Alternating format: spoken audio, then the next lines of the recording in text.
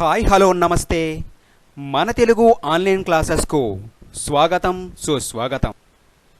ఈ వీడియోలో మనం 2వ తరగతికి చెందిన తెలుగు తోట అనే పాఠ్యపుస్తకమనందలి సంసిద్ధతా పాఠములలో 6వ వారానికి చెందినటువంటి అంశముల గురించి నేర్చుకుందాం. వీడియోలోకి ఇప్పటి వరకు మన తెలుగు ఆన్లైన్ క్లాసెస్ ఛానల్ని ఇంకా ఎవరైనా సరే సబ్స్క్రైబ్ చేసుకోకపోతే ప్రతి ఒక్కరు తప్పనిసరిగా సబ్స్క్రైబ్ చేసుకోండి. నేను పెట్టే ప్రతి వీడియోని పూర్తిగా చూసి లైక్ చేసి కామెంట్ చేసి కొద్ది మందికైనా సరే తప్పనిసరిగా షేర్ చేయడం మర్చిపోవద్దు. ఇప్పుడు వినడం మాట్లాడడం అనే అంశంలో ఉన్నటువంటి చిన్న గేయాన్ని గురించి పాడుకుందామా? ఈ గేయం పేరు అందం. ఈ గేయం పేరు ఏంటి పిల్లలు? అందం. చూడండి, జాగ్రత్తగా వినండి. విరిసిన పూలు చెట్టుకు అందం, కిలకిల పలుకులు చిలుకకు అందం, కమ్మని పాటలు కోకిల కందం, ఆకాశాన జాబిలి అందం, నేల తల్లికి పైరులు అందం, దీపపు వెలుగులు చీకటి కందం, వాన మబ్బులు చేలకు అందం, చిట్టి పాపలు ఇంటికి అందం, చిట్టి పాపలు ఇంటికి అందం. విన్నారు కదా? తరువాత మరి గేయాన్ని విన్నారు కదా పిల్లలు? ఎప్పటిలాగే ఈ గేయంలోంచి కొన్ని పదాలను తీసుకొని అవే పదాలని తికమక పెట్టి అంటే పైన కింద మార్చేసి కుడివైపున ఇవ్వడం అనేది జరిగింది. ఎడమవైపు ఉన్నటువంటి ఒక పదాన్ని తీసుకొని కుడివైపు ఎక్కడ ఉందో దానిని వెతికి పట్టుకొని గీత ద్వారా గుర్తిద్దామా? సరే, సిద్ధంగా ఉండండి. మొదటి పదం చూడండి. ఉదాహరణకి వాడే ఇచ్చేశాడు. మొదటి పదం ఏంటి? చీకటి. మొదటి పదం ఏంటి? చీకటి. ఇక్కడ చూడండి, కుడివైపు ఉన్నటువంటి పదాల్లో 3వ పదంగా ఉంది చీకటి. కుడివైపు ఉన్న పదాల్లో 3వ పదంగా ఉంది చీకటి. దానికి దీనికి గీత ముందుగానే గీయడం అనేది జరిగింది. ఇక 2వ పదం చూసినట్లయితే అందం. 2వ పదం చూసినట్లయితే అందం. చూడండి, కుడివైపు ఉన్నటువంటి పదాల్లో అందం ఎన్నో పదంగా ఉంది? ఇక్కడ చూడండి, 1 2 3 4వ పదంగా ఉంది. ఎన్నో పదంగా ఉంది? 4వ పదంగా ఉంది. కాబట్టి దీనిని గీత ద్వారా కలుపుదాం. కలిపాము కదా? దాని తర్వాత 3వ పదం ఏముంది? కోకిల ఉంది. 3వ పదం ఏముంది? కోకిల. చూడండి, ఇక్కడ కుడివైపు ఉన్నటువంటి పదాల్లో కోకిల అనే పదం ఎన్నో పదంగా ఉంది? మొదటి పదంగా ఉంది. చూడండి, కోకిల అనేది మొదటి పదంగా ఉంది. కాబట్టి ఈ కోకిల అనే పదాన్ని తీసుకువెళ్ళి కుడివైపు ఉన్నటువంటి కోకిల అనే పదంతో గీత ద్వారా కలుపుదాం. సరేనా? చూడండి, కలిపేశాం. అటు తర్వాత ఏ పదం ఉంది? ఆకాశం. అటు తర్వాత ఏ పదం ఉంది? ఆకాశం. మరి కుడివైపు ఉన్నటువంటి పదాల్లో ఎన్నో పదంగా ఆకాశం ఉంది? చూడండి, 1 2 రెండో పదంగా ఆకాశం ఉంది. మరి ఆ ఆకాశం అనే పదాన్ని ఈ ఆకాశం అనే పదాన్ని గీత ద్వారా కలుపుదాం. కలిపేశాం కదా? తర్వాత ఏ పదం ఉంది? జాబిలి. తర్వాత ఏ పదం ఉంది? జాబిలి. మరి కుడివైపు ఉన్నటువంటి పదాల్లో ఎక్కడ ఉంది? చూడండి, 1 2 3 4 5 6వ పదంగా ఉంది. 6వ పదంగా జాబిలి ఉంది కదా? మరి ఈ జాబిలి అనే పదాన్ని గీత ద్వారా గుర్తిద్దాం. సరేనా? గీత ద్వారా గుర్తించడం అనేది జరిగింది. అటు తర్వాత పదం ఏముంది? పాటలు. అటు తర్వాత పదం ఏముంది?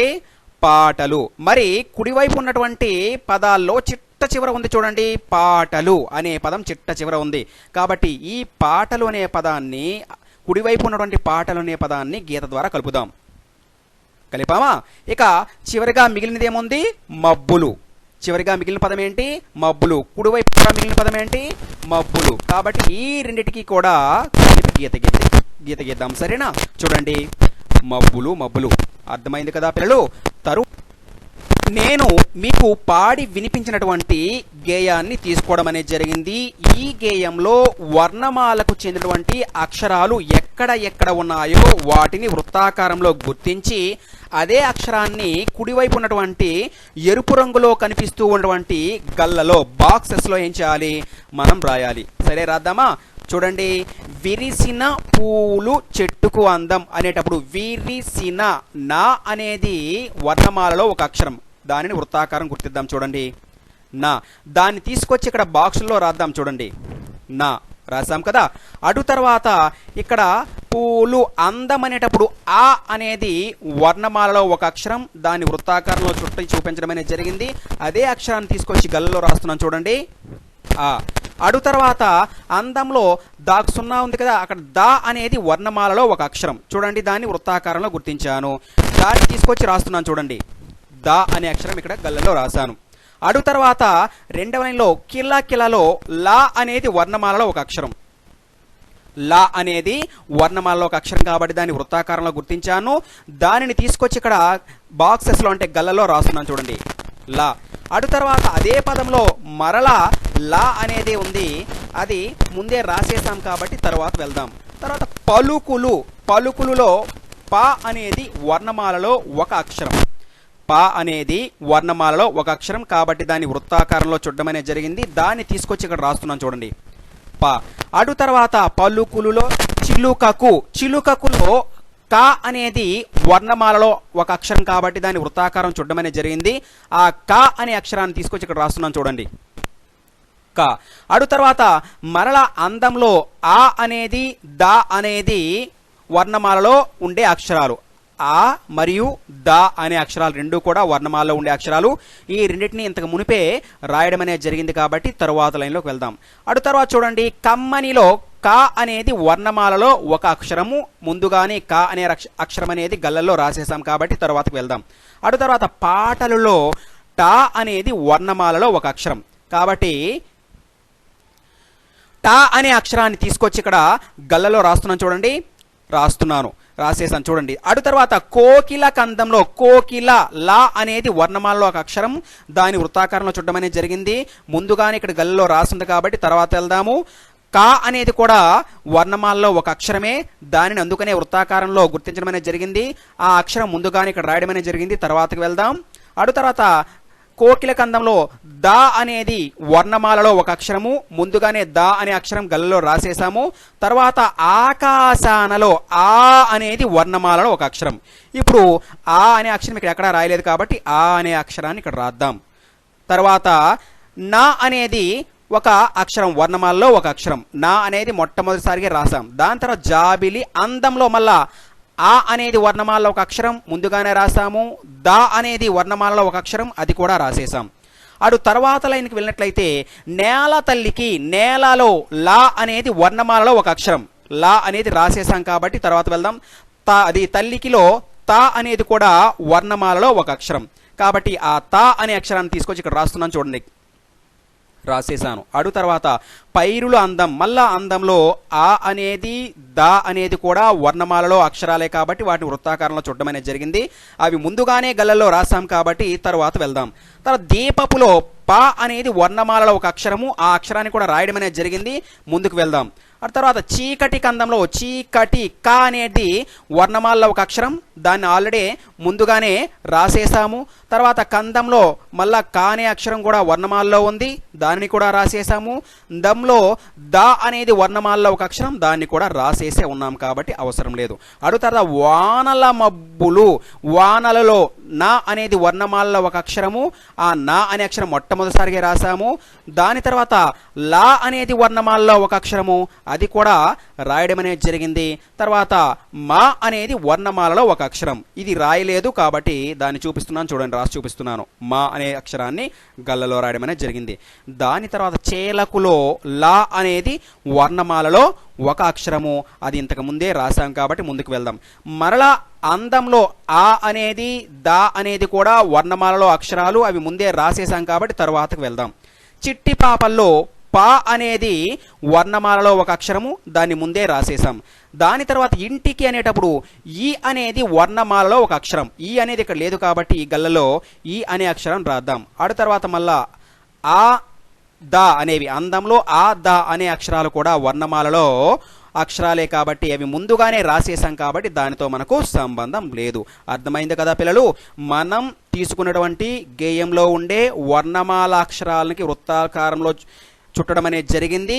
ఆ అక్షరాలు తీసుకొచ్చి ఈ గల్లలో రాయడం అనేది జరిగింది. ఎక్కువ అక్షరాలు ఉంటే ఒకేసారి రాసి వదిలిపెట్టేశాం. ఇది మీరు గమనించగలరు. అర్థమైందా? చూడండి పిల్లలు, బొమ్మలు చూడండి కథ చెప్పండి అనే అంశం ద్వారా తగని పందెం అనే ఒక టైటిల్తో ఉన్నటువంటి శీర్షికతో ఉన్నటువంటి ఒక చిన్న కథను గురించి చెప్పుకుందామా? తగని పందెము అంటే మనం ఒక బెట్ కట్టేటప్పుడు, పందెం వేసేటప్పుడు మనం గెలుస్తాము అనే ఆలోచన ఉంటే తప్ప ఆ పందెం వేయకూడదు అని తెలియచేసే నీతిని తెలియజేసే ఒక కథ గురించి చెప్పుకుందాం, సరేనా? అయితే కొండల పక్కగా ఒక నది ఉందంట. ఒక ఏరియాలో కొండల పక్కగా ఒక నది ఉంది. ఏముంది పిల్లలు? నది ఉంది. ఆ నదిలో చాలా హంసలున్నాయి. ఆ నదిలో ఏమున్నాయి? చేపలున్నాయా? చేపలు కాదు, హంసలున్నాయి. ఏమున్నాయి? హంసలు ఉన్నాయి. ఒకరోజు వాటి దగ్గరకు ఒక కాకి వచ్చింది. అలా నదిలో ఎక్కువ హంసలు ఉన్నాయంట. ఆ ప్రదేశానికి అనుకోకుండా ఒకరోజు ఎవరొచ్చారు? కాకి వచ్చిందంటే, నేను చాలా దూరంగా ఎగరగలను. ఏ హంసల్లారా, నేను మీకన్నా చాలా దూరంగా ఎగరగలను, అంటే ఆకాశంలో పైకి ఎగరగలను. మీరు నాతో పందెం కాస్తారా అని అడిగింది ఆ బడాయి కాకి. మీరు నాతో పందెం కాస్తారా అని అడిగిందంట బడాయి కాకి. బడాయి అంటే కాస్త గొప్పలు చెప్పుకునే, నేనే గొప్ప, నేనే గ్రేట్ అనే ఆలోచనతో ఉండేటువంటి స్వభావం కలిగినటువంటి వారిని బడాయిలు అంటారు. అలా బడాయి కాకి ఏం చేసింది? పందెం కాస్తారా అని అడిగిందంట. దానికి హంసలు సరే అన్నాయి. ఎప్పుడైతే కాకి అలా అడిగిందో హంసలు సరే అన్నాయంట. కాకి హంసలు నది పైన ఎగరడం మొదలుపెట్టాయి. ఎప్పుడైతే మరి పందెం వేసుకున్నాయో హంసలు మరియు కాకి వెంటనే పందెం మొదలుపెట్టారు. కాకి మరియు హంసలు నది పైన ఎగరడం మొదలుపెట్టాయంట. కాకి తన శక్తిని గమనించుకోకుండా వేగంగా ఎగరడం మొదలుపెట్టిందంట. నాకే బలం ఉంది, నాకే శక్తి ఉంది, నేనే గ్రేట్ అనే ఆలోచనతో విర్రవీగుతూ కాకి ఏం చేసింది? ఒక ఆలోచన అంటే ఎలా, అది యుక్తులు అంటారు కదా, అంటే ఎలా చేస్తే మనం టెక్నిక్స్ అంటారు మీ భాషలో, టెక్నిక్స్ అంటారు కదా, అటువంటివి తెలుసుకోకుండా వేగంగా ఎగిరిపోతూ ఉందంట. మరి హంసలు తమ శక్తిని మించకుండా నెమ్మదిగా ఎగురుతున్నాయి. కానీ హంసలు ఏం చేస్తున్నాయి? తమ శక్తిని కోల్పోకుండా జాగ్రత్తగా విజయాన్నే లక్ష్యంగా పెట్టుకొని, అంటే ఆ గెలుపే మెయిన్ కారణంగా గెలవాలి అనే తపనతో ఏం చేశాయి? నెమ్మదిగా ఎగురుతున్నాయంట. ఏవి నెమ్మదిగా ఎగురుతున్నాయి పిల్లలు? హంసలు. అర్థమైందా? బడాయికి పోయి ఎగరడం మొదలుపెట్టిన కాకికి అలసట వచ్చేసింది. ఇంతలో ఏమైంది? నేనే గొప్ప, నేనే గ్రేటు, నేను చాలా ఎత్తుగా ఎగరగలను అని బడాయికి పోయినటువంటి కాకి ఉంది చూడండి, దానికి అలసట వచ్చేసిందంట. ఎగరలేకపోతుంది. ఇక ఆయాసం వస్తే మనం నడవగలమా? అలానే పక్షులు ఎగరలేవు కదా, కాబట్టి ఎగరలేకపోతుంది. నీరసం వచ్చేసింది.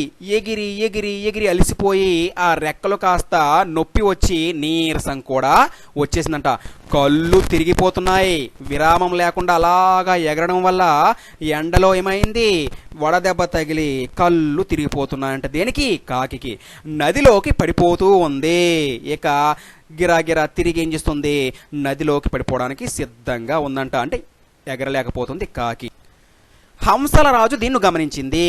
ఇలా ఎప్పుడైతే కాకి ఎగరలేక నదిలో పడిపోబోతుందో అనే విషయాన్ని హంసల రాజు చూసిందంట, గమనించిందంట. గమనించి వెంటనే పడిపోతున్న కాకిని తన వీపు మీదకు చేర్చుకుంది. పడిపోబోతూ ఉన్నటువంటి ఆ కాకిని హంసల రాజు వెళ్ళి తన వీపు మీద కూర్చోబెట్టుకుందంట. నెమ్మదిగా ఆవలి ఒడ్డుకు చేరింది. అలా కాకిని తన వీపు మీద కూర్చోబెట్టుకొని నెమ్మదిగా నదికి ఇవతలి ఒడ్డు నుంచి అవతలి ఒడ్డుకు చేరింది హంస. కాకికి తన తప్పు తెలిసింది. ఎప్పుడైతే అలా హంస అనేది కాకికి సహాయం చేసిందో, అయ్యో వేగంగా ఎగరడం కాదు, తెలివితేటలు కూడా ఉండాలి అని తను చేసినటువంటి తప్పు తెలుసుకుందంట. ఎవరు? కాకి. మళ్ళీ ఎప్పుడూ ఇలా తగని పందాల జోలికి వెళ్ళలేదు. అప్పటి నుంచి ఎప్పుడూ కూడా గొప్పలు చెప్పుకోకుండా ఏం చేసింది? ప్రశాంతంగా జీవనాన్ని సాగించి ఇటువంటి పనికి మాలినటువంటి పందాలకు వెళ్ళకుండా ఏం చేసింది? తగదు అంటే వెళ్ళకూడదు, అసలు వద్దు అని నిర్ణయించుకొని కాకి కూడా జీవనాన్ని హంసలతో పాటుగా స్నేహం చేస్తూ ప్రశాంతంగా జీవనాన్ని సాగించింది. కాబట్టి పిల్లలు మనం ఏం చేయకూడదు? మనకు చేతగాని దానిని చేతనవును అని చెప్పకూడదు. అర్థమైందా? కథను విన్నారు కదా పిల్లలు? ఇక్కడ కింద బొమ్మలను, వాటి పేర్లను చదువుదామా? కింద మీకు 4 బొమ్మలు చిత్రాలను ఇవ్వడం అనేది జరిగింది. వాటి పేర్లను చదువుదామా? సరేనా? చూడండి, ముందుగా మనకు మొదటి బొమ్మలో ఏం కనిపిస్తోంది? శంఖం బొమ్మ కనిపిస్తుంది. చదవండి ఈ పదము. శంఖం. తర్వాత రెండవ చిత్రంలో కంఠం అనే బొమ్మ కనిపిస్తుంది. ఆ పదాన్ని చదవండి. కంఠం. దాని తర్వాత మూడవ బొమ్మ లేదా మూడవ చిత్రంలో మనకు రథం బొమ్మ కనిపిస్తుంది. ఆ పదాన్ని చదవండి. రథం. దాని తర్వాత నాలుగవ బొమ్మలో లేదా నాలుగవ చిత్రంలో భజన చేస్తున్నట్టు కనిపిస్తుంది. కాబట్టి ఆ పదాన్ని చదవండి. భజన. చదివారు కదా పిల్లలు? మరొకసారిగా నాతో పాటుగా చదవండి. శంఖం, కంఠం, రథం, భజన. చదివారు కదా? తర్వాత చూడండి, ఇక్కడ చూడండి పిల్లలు, మరికొన్ని పదాలను ఇక్కడ ఇవ్వడం అనేది జరిగింది. ఆ పదాలని నేను మీకు చెప్తూ ఉంటాను, నాతో పాటుగా మీరు కూడా చదవండి, సరేనా? చూడండి, మొదటిది ఖరం, కమఠం, శంఖం, ఘనం, ఖగం, రథం, ధనం, మాఘం, ఘటం, ఝషం, భరణం, మేషం, ఛందం, మేఘం, సంఘం, ఫలం, భజన, ఖండం. చదివారు కదా పిల్లలు? తర్వాత చూడండి, ఇప్పుడు చూడండి పిల్లలు, మీకు కింద 4 బొమ్మలు ఇవ్వడం అనేది జరిగింది. ఆ బొమ్మలలో వేరుగా ఉన్న దానిని గుర్తించుట. అంటే 4 బొమ్మల్లో కొంచెం వేరుగా డిఫరెంట్గా ఉన్నటువంటి వాటిని గుర్తించి ఏం చేయాలి? ఆ బొమ్మ చుట్టూ ఒక గీత గీయాలి. అలానే వాటి యొక్క పేర్లు కింద ఇవ్వడం అనేది జరిగింది. ఆ పేరును కూడా గీతతో గుర్తిద్దాం, సరేనా? మొదటి బొమ్మ చూడండి, చిత్రం సింహం ఉంది. సింహం ఇది ఏంటి? అడవికి రాజు, అంటే జంతువు ఇది కదా. తర్వాత బొమ్మలో ఏముంది? రామచిలుక ఉంది. తర్వాత బొమ్మలో ఏముంది? రామచిలుక ఉంది. ఇది ఏంటిది? పక్షి జాతికి చెందింది. ఇది ఏంటిది? పక్షి జాతికి చెందింది. తర్వాత ఏముంది? ఏనుగు ఉంది. ఏనుగు కూడా జంతు జాతికి చెందింది. ఏనుగు దేనికి చెందింది? జంతు జాతికి చెందింది. దాని తర్వాత ఏముంది? డీర్, జింక ఉంది. తర్వాత ఏముంది? జింక ఉంది. జింక కూడా జంతువే. మొదట సింహం ఉంది, అది జంతువు. రెండవది చిలుక ఉంది, అది పక్షి. మూడవది ఏనుగు ఉంది, జంతువు. నాలుగవది జింక ఉంది, జంతువు. కాబట్టి ఇందులో 3 జంతువులు ఉన్నాయి, ఒక పక్షి ఉంది. కాబట్టి పక్షి అనేది వేరే విధంగా ఉంది. కాబట్టి దాన్ని వృత్తాకారంలో గుర్తిద్దాం, సరేనా? అటు తర్వాత చూడండి, కింద పేర్లో సింహం, చిలుక, ఏనుగు, జింక. వీటిలో వేరుగా ఉన్నది ఏంటి? చిలుక. కాబట్టి చిలుక గుర్తిద్దాం, సరేనా? చిలుక అర్థమైంది కదా? తర్వాత చూడండి పిల్లలు, ఇక్కడ మీకు వర్ణమాల క్రమంలో రాయండి, అంటే వర్ణమాలను ఒక క్రమ పద్ధతిలో రాయండి అనే ఒక శీర్షిక ద్వారా మీకు ఇక్కడ వర్ణమాల పూర్తిగా ఇవ్వకుండా మధ్య మధ్యలో కొన్ని అక్షరాలని అది బాక్సెస్గా ఇవ్వడం అనేది జరిగింది. ఆ అక్షరాలు ఏ ఏ అక్షరాలు అవుతాయో మీరు చెప్పాలి, నేను షో చేస్తూ ఉంటాను, సరేనా? ఆ తర్వాత ఏ అక్షరం వస్తుంది? ఆ వస్తుంది, ఓకేనా? ఆ తర్వాత ఏమొస్తుంది? ఈ వస్తుంది, ఈ వచ్చింది. దాని తర్వాత ఏమొస్తుంది? ఈ వస్తుంది, ముందుగానే ఉంది. తర్వాత ఈ తర్వాత ఏమొస్తుంది? ఊ వస్తుంది. ఈ తర్వాత ఏమొస్తుంది? ఊ తర్వాత. అటు తర్వాత ఊ తర్వాత ఏమొస్తుంది? అరు వస్తుంది. ఏమొస్తుంది? అరు వస్తుంది. దాని తర్వాత ఏ తర్వాత ఏమొస్తుంది? ఏ వస్తుంది. ఏ తర్వాత ఏమొస్తుంది? ఏ వస్తుంది. ఐ తర్వాత ఏమొస్తుంది? ఓ వస్తుంది. ఐ తర్వాత ఏమొస్తుంది? ఓ వస్తుంది. ఓ తర్వాత ఏమొస్తుంది? వెరీ గుడ్, ఔ వస్తుంది. ఏమొస్తుంది? ఔ వస్తుంది. కింద లైన్లో కా తర్వాత ఏమొస్తుంది? ఖా వస్తుంది. కా తర్వాత ఏమొస్తుంది? ఖా వస్తుంది. ఖా తర్వాత ఏమొస్తుంది? వెరీ గుడ్, గా వస్తుంది. ఏమొస్తుంది? గా వస్తుంది. దాని తర్వాత లైన్లో చూడండి, పక్క లైన్లో చా తర్వాత ఏమొస్తుంది? వెరీ గుడ్, ఛా వస్తుంది. చా తర్వాత ఏమొస్తుంది? ఛా వస్తుంది. దాని తర్వాత జా వస్తుంది ఉంది. మరి జా తర్వాత ఏమొస్తుంది? వెరీ గుడ్, ఝా వస్తుంది. జా తర్వాత ఏమొస్తుంది? ఝా వస్తుంది. అడు తర్వాత ఏమొస్తుంది? టా వస్తుంది. తర్వాత ఏమొస్తుంది? టా వస్తుంది. అడు తర్వాత ఏమొస్తుంది? ఠా తర్వాత ఏమొస్తుంది? డా వస్తుంది. ఠా తర్వాత ఏమొస్తుంది?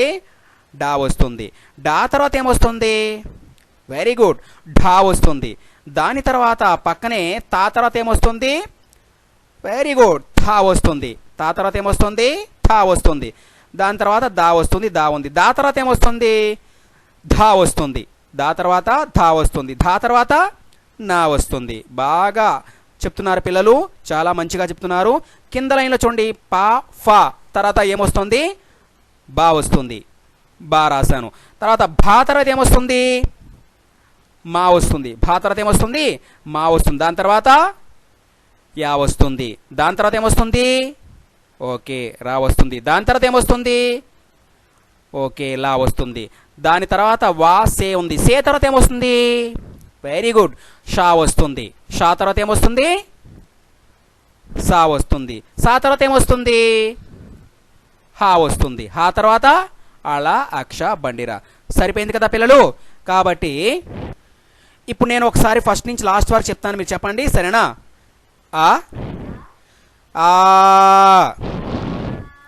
ఈ ఈ ఉ ఊ అరు అరు ఏ ఏ ఐ ఓ ఓ ఔ అం అహ క ఖ గ ఘ ఇఞ చ ఛ జ ఝ ఇణి ట ఠ డ ఢ అణ త థ ద ధ న ప ఫ బ భ మ య ర ల వ సే ష స హ అళ అక్ష బండిరా. అర్థమైంది కదా? అందరికీ ధన్యవాదాలు.